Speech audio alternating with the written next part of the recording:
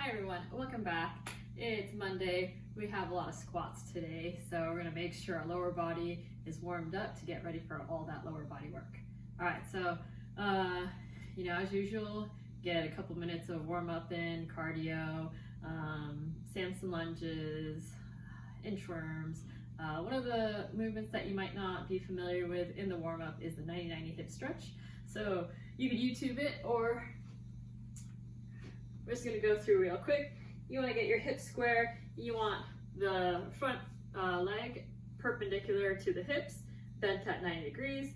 Other leg, it's going to be parallel, bent at 90. So make sure you're in a good 90-90 position here. I want you to squeeze your butt, roll your hip forward. Make sure that that butt is active. You want to try to get your torso upright as much as possible. And then from this position, if you need to plant your hand down to keep your chest upright to help that, that's totally fine. If you don't need it, even better. And then I'm going to plant my toes into the ground so my feet don't move. And I'm going to rotate by bringing the knees up, flip it over, get to the other side. And so we're going to look for that 90-90 hip position here. If you switched around, you're going to want to make any corrections that you need to, so you're in a good 90-90 position, and then you're going to flip back. All right, so from this, you're just flipping back and forth for 10 total reps. All right, that's going to open up your hips, and then you're going to be ready for the activation of the hip cars, some more seesaws, and some single leg glute bridges. All right, now that your lower body is stretched, warmed up, activated, ready to go, if you didn't get a chance to do the seesaws last week and you're not sure exactly how to do those, make sure you look at the videos from last week and it will go through the seesaws. All right, also in today's strength, we have some more seesaws, split squats, single leg Romanian deadlifts, and some lunges. All right, so just like last week, you have the split squats. You're gonna want something that you could put your foot propped up against. You're gonna get into a good position. Always, we're working on that barefoot, foot active position. So try to go barefoot if you can. And just like you did in the seesaw, you're planting that big toe into the ground, activating your arch, and having that activate everything up through the body. Okay, so foot's behind, you're gonna get in a good position, plant that foot, hips square, chest tall, belly tight. Today you're gonna add a tempo to the split squat. So you're not just going down and up with control, or you're gonna take about 3 seconds to go down, 1 1,000, 2 1,000, 3 1,000. At that bottom position, you're gonna take a 1 second pause, 1 1,000, and then you're gonna explode up, and then pause for a second at the top. So if you looked at the program, you saw the 3-1-X-1. That means 3 second descent, 1 second pause at the bottom, explode to go up, and then 1 second at the top. That's the tempo we're looking for on the split squats. We have a fun workout, 5 rounds of cleans, squats, and push presses.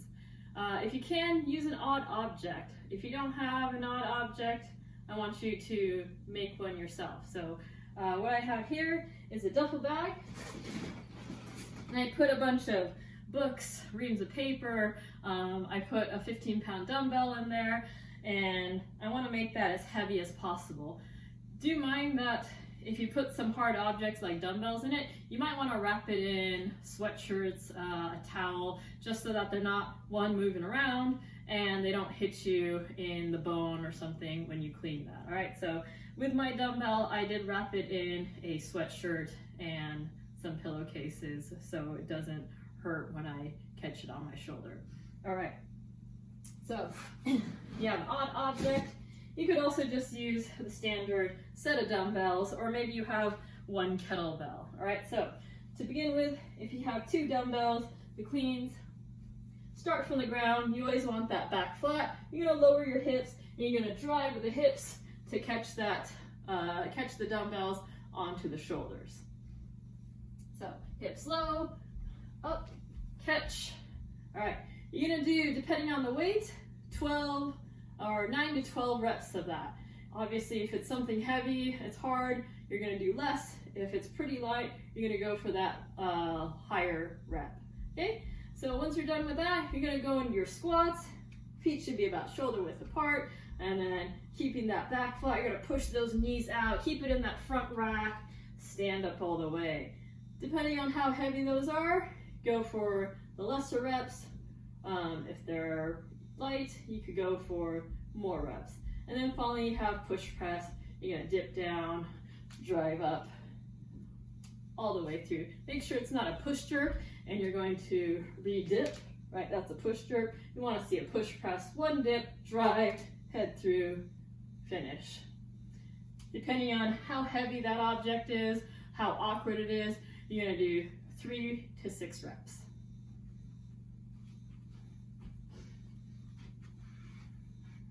So for the kettlebell option, if you just have one heavy kettlebell, you could clean that with both arms, catching it to the shoulders. All right, and then for the squats, you could hold it in that goblet position, or you could squat down, just holding those handles, and then do the best you can to push press that up. So if I were to use 53, that's kind of heavy, maybe I'll go for the lesser reps. You could also do single arm. So I'm cleaning it to my shoulders, and then with that single arm, maybe I could even do some squats and push press. So the object cleans, I want you guys to get creative, have fun with this. The concept should be very similar to a barbell clean. You're gonna get your hips down, you're gonna keep that object close, you're gonna drive with the hips, catch it. All right, same thing from that position. You could do the squats, and then you could also do the push press. Depending on how odd the object is, maybe you'll do less. Just make sure you're staying safe. Like I mentioned, with the odd object, the duffel bag, you might want to pack it in tight, put some sweatshirts in there, blankets. Make sure those weights don't move around too much. Last thing you want to do is do a push press and you have the dumbbells being on one side and it being totally off balance, shifting around, and it could get dangerous. So keep that in mind. Pack it in tight, make sure it's not moving around too much. Also, if you do have some hard objects there, cans of soup or whatever, cover it with a blanket. So if you do rack it back, it doesn't hit you in the face or hit you in the shoulders and injure you. Okay, so again, concepts are similar. Get those hips low, drive with the hips, and then you're gonna catch with the hands underneath. Right? For the squats, you can keep it in that rack position, squat down, or you can do a bear hug. Do those squats, and then same thing, push press. You might have to get creative here.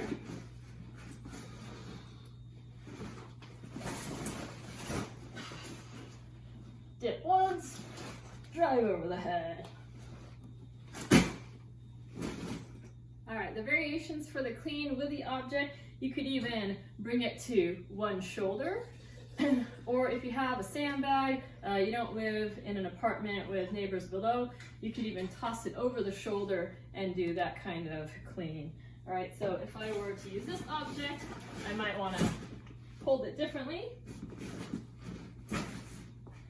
Similar form, but I'm going to toss it to one shoulder.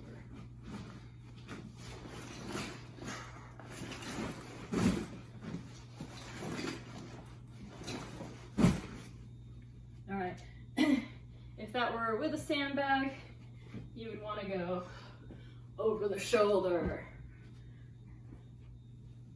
All right, so those are some variations for the object cleans. All right, have fun with that and make sure you're being safe.